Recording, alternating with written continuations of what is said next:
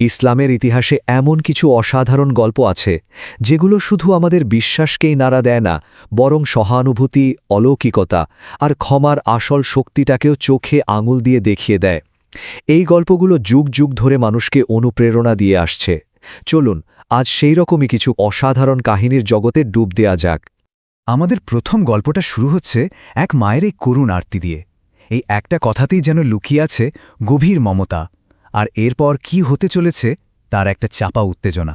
তো প্রথম যে গল্পটা আমরা শুনব সেটা ঘটছে মরুভূমির এক জঙ্গলে, যেখানে এক অবিশ্বাস্য ঘটনার সাক্ষী থাকছেন স্বয়ং নবী সাল্লাল্লাহু আলাইহি ওয়াসাল্লাম, একজন শিকারী, আর তার হাতে বন্দী একটা মা হরিণ।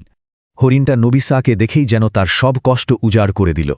তার চিন্তা কিন্তু শুধু নিজের জন্য নয়, বরং তার ক্ষুধার্ত বাচ্চাদের জন্যে, যারা হয়তো মায়ের দুধের অপেক্ষায় ছটপট করছে। নবী সা তখন এমন একটা প্রস্তাব দিলেন যা কেউ কল্পনাও করতে পারেনি। তিনি বললেন, হরিণটাকে ছেড়ে দাও, আমি ওর জামিনদার হচ্ছি। মানে ও যদি ফিরে না আসে তুমি আমাকে আটকে রাখতে পারো। ভাবা যায় একটা পশুর জন্য এমন আত্মত্যাগ? শিকারী তো ভাবল এ তো বিরাট সুযোগ, বনের হরিণকে আর ফিরে আসে, তাই সে নবীকেই বন্দী করে ফেলল। কিন্তু এরপর যা ঘটল তা দেখে শিকারী তো একেবারে হতবাক। শুধু মা হরিণটাই ফিরে আসেনি, তার বাচ্চারাও পিছু পিছু চলে এসেছে। মায়াবী নবীর কষ্ট হবে ভেবে হরিণের বাচ্চারাও মায়ের দুধ পান না করে তার সাথে চলে আসে। এই দৃশ্যটা শিকারীর মনকে এতটাই নাড়া দিল যে সে বুঝে গেল এটা কোনো সাধারণ মানুষের কাজ হতে পারে না। বনের পশু যার কথায় এভাবে নিজের জীবন বাজি রেখে ফিরে আসে, তিনি নিশ্চয়ই আল্লাহর নবী। আর এক মুহূর্ত দেরি না করে সে ইসলাম গ্রহণ করে।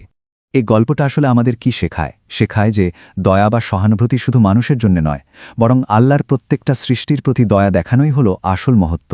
এটাই এ গল্পের চিরন্তন শিক্ষা। আচ্ছা, দয়া তো গেল, কিন্তু কখনো কখনো বিশ্বাসকে জাগিয়ে তোলার জন্য কিছু অলৌকিক নিদর্শনেরও প্রয়োজন হয়, তাই না? চলুন এবার এমন কিছু গল্প শুনি যেখানে সন্দেহবাদীদের চ্যালেঞ্জের মুখে প্রকৃতিই তার নিয়ম ভেঙেছিল। তো আরেকটা ঘটনা, এক বেদুইন যার মনে অনেক সন্দেহ, সে নবী সাল্লাল্লাহু আলাইহি সাল্লামের কাছে এসে একটা প্রায় অসম্ভব চ্যালেঞ্জ করে বসল। সে বলল, আমার হাতে এই যে গুইসাপটা দেখছেন, এটা যদি আপনার নবুয়তের সাক্ষ্য দেয় তবেই আমি বিশ্বাস করব। আর ঠিক তখনই সে অবিশ্বাস্য ঘটনাটা ঘটল। নবীর সাল্লাল্লাহু আলাইহি ওয়াসাল্লামের আহ্বানে সেই বোবা প্রাণীটা মানুষের মতো স্পষ্ট আরবি ভাষায় কথা বলে উঠল। সে সাক্ষ্য দিল যে তিনি আল্লাহর প্রেরিত রাসূল এবং সর্বশেষ নবী। এই অলৌকিক ঘটনাটা দেখার পর আর কোনো সন্দেহের অবকাশই ছিল না। যে লোকটা একটু আগে চ্যালেঞ্জ করছিল সেই সাথে সাথে নবী সাল্লাল্লাহু আলাইহি ওয়াসাল্লামের কাছে ইসলাম গ্রহণের জন্য আকুতি জানাতে লাগল। কিন্তু সব সময় কি এমন হয়? অলৌকিক কিছু দেখলেই কি সবাই বিশ্বাস করে? না, এমনও ঘটনা আছে যেখানে এর চেয়েও বড় মোজেজা দেখানো হয়েছিল, কিন্তু ফল হয়েছিল ঠিক তার উল্টো। অবিশ্বাসীরা এবার আরও কঠিন একটা দাবি করল। তারা বলল, পারলে চাঁদকে 2 ভাগ করে দেখান। আর কি আশ্চর্য, নবী সাল্লাল্লাহু আলাইহি ওয়াসাল্লামের দোয়ায় ঠিক তাই হল। চাঁদটা 2 ভাগ হয়ে এতটাই দূরে সরে গেল যে মাঝখান দিয়ে হীরা পাহাড় পরিষ্কার দেখা যাচ্ছিল। কিন্তু এত বড় একটা নিদর্শন চোখের সামনে দেখেও অবিশ্বাসীরা কি বলল জানেন? তারা বলল, এটা তো জাদু, আমরা কোনো জাদুকরকে নবী মানব না। এই ঘটনাটা আমাদের শিখিয়ে দেয়, বিশ্বাস আসলে চোখে দেখার উপর না, মনের সিদ্ধান্তের উপর নির্ভর করে। আচ্ছা, দুটো গল্প তো শুনলাম, এবার চলুন শেষ গল্পটায় যাই। এই গল্পটা কোনো অলৌকিক ঘটনা নিয়ে নয়, বরং চরম বিপদের মুখে একজন মানুষের ভেতরের শক্তি আর চরিত্রের পরীক্ষা নিয়ে।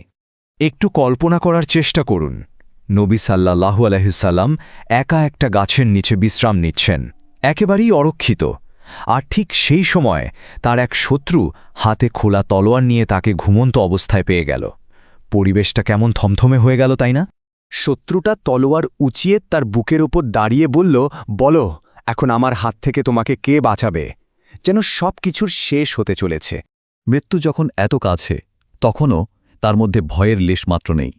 তিনি একদম শান্তভাবে উত্তর দিলেন, আমার আল্লাহ আমাকে বাঁচাবেন। তার এই অটল বিশ্বাসে এমন এক শক্তি ছিল যে যে লোকটা মারতে এসেছিল সেই ভয়ে কাঁপতে শুরু করল। তার হাত থেকে তলোয়ারটা ঝনঝন করে মাটিতে পড়ে গেল।